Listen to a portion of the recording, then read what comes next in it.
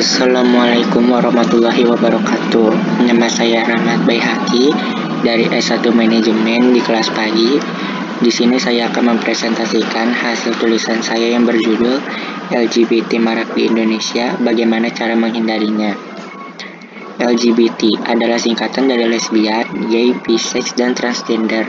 Istilah tersebut digunakan pada tahun 1990 untuk menggantikan frasa komunitas gay atau komunitas yang memiliki orientasi seks terhadap sesama jenis, khususnya laki-laki.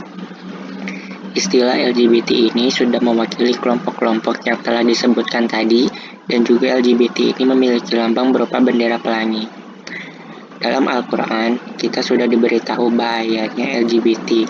Sebelum LGBT menjadi marak seperti sekarang, dahulu di zaman Nabi Lut alaihi salam, LGBT ini pun sudah ada, dan hukuman Allah Subhanahu wa Ta'ala sangatlah pedih dan menakutkan, yaitu Allah melaknat bagi orang-orang yang melakukan perbuatan seperti kaum Nabi Lut. Allah Subhanahu wa Ta'ala menghukum kaum Nabi Lut dengan hujan batu yang bertubi-tubi dan batu yang terbuat dari tanah yang terbakar. Sesungguhnya LGBT ini merupakan suatu perbuatan yang menyimpang dari fitnah manusia yang sesungguhnya. Dengan kata lain, hukum LGBT dalam Islam adalah haram. Yang terpenting saat ini kita harus menjaga diri dari perbuatan-perbuatan yang menyimpang seperti hal tersebut, serta kita saling mengingatkan antar sesama, karena kita sebagai sesama muslim harus saling mengingatkan agar kita semua terhindar dari siksa api neraka. Namun kita sebagai manusia tidak boleh berbuat diskriminasi terhadap seseorang yang terjumus ke dalam perbuatan LGBT ini. Akan tetapi kita harus berusaha mengembalikan mereka ke jalan yang benar. Cara menghindari perbuatan LGBT. Penderita penyakit ini perlu menanamkan keyakinan yang kuat terhadap dirinya sendiri agar mereka benar-benar bisa sembuh. Rasulullah Shallallahu Alaihi Wasallam bersabda, Likulli da'in dawa'un fa'iza usi badawa'ud da'ibaro'a biiznillahi azza wa jalla. Artinya, setiap penyakit ada obatnya, dan bila telah ditemukan dengan tepat obat suatu penyakit, niscaya akan sembuh dengan izin Allah azza wa jalla. Adapun bimbingan agama Islam yang sempurna dalam hal ini, beberapa hal tersebut adalah sebagai berikut.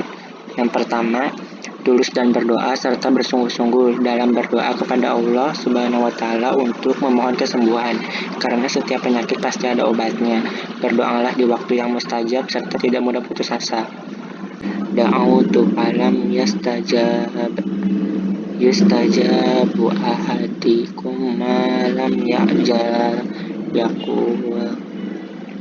Artinya, doa kalian pasti akan dikabulkan selama ia tidak terburu-buru, yaitu dengan berkata, aku telah berdoa akan tetapi tidak kunjung dikabulkan. Yang kedua, segera bertobat kepada Allah, karena segala sesuatu yang terjadi pada diri kita adalah perbuatan dan kesalahan kita sendiri. Allah Subhanahu wa Ta'ala berfirman, La'anal Nabi Muhammad nasin namar rijali wal mutarajjilati man nisa'i waqul.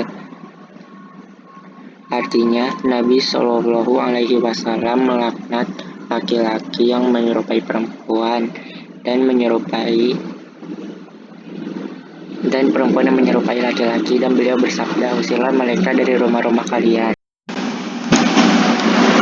Yang ketiga, menyadari bahwa LGBT adalah dosa besar dan dilaknat pelakunya oleh Allah. Allah Subhanahu wa Ta'ala berfirman, Walutan iza qala liqaumihi atatuna fi hisata wa antum tubsirun a innakum latatuna rijala syahwatan min dunin nisa'i bal antum qaumun tajhalun. Artinya, dan ingatlah kisah Lut ketika ia berkata kepada kaumnya, mengapa kamu mengerjakan perbuatan keji itu sedangkan kamu melihatnya? Mengapa kamu mendatangi laki-laki untuk memenuhi nafsumu, bukan mendatangi wanita? Sebenarnya kamu adalah kaum yang tidak dapat mengetahui akibat perbuatanmu. Surat An-Naml ayat 54-55. Yang kelima, menjalankan sholat 5 waktu dan berdoa agar tidak terjerumus ke dalam LGBT. Muru auladakum bisolati wa hum abna'u sab'i sin wadribuhum 'alaiha wa hum abna'u asyri sinin wa farriqu bainahum fil madaji. Artinya, perintahkanlah anak-anak kalian sholat ketika berumur 7 tahun dan pukullah mereka ketika berusia 10 tahun jika mereka meninggalkan sholat, dan pisahkanlah tempat tidur mereka antara laki-laki dan anak perempuan. Hadis riwayat Abu Daud. Kasus yang sama juga bisa terjadi dalam perkawinan inses. Karena itu Nabi sangat tegas memerintahkan agar tempat tidur anak-anak dipisahkan, baik mereka yang sesama jenis maupun yang lain jenis. Para orang tua harus benar-benar memperhatikan masalah yang sangat penting ini. Kedua, dengan membiasakan anak-anak bermain dengan alat ataupun jenis permainan sesuai dengan jenis kelamin mereka. Rasulullah Shallallahu Alaihi Wasallam memerintahkan para orang tua untuk mengajarkan anak laki-laki berlatih memanah, berkuda, dan bermain pedang. Sedangkan anak-anak perempuan, sebagaimana dilakukan Aisyah radhiyallahu anhu saat masih kecil, yaitu biasa bermain boneka. Sekian presentasi dari saya, kurang lebihnya mohon maaf. Wassalamualaikum warahmatullahi wabarakatuh.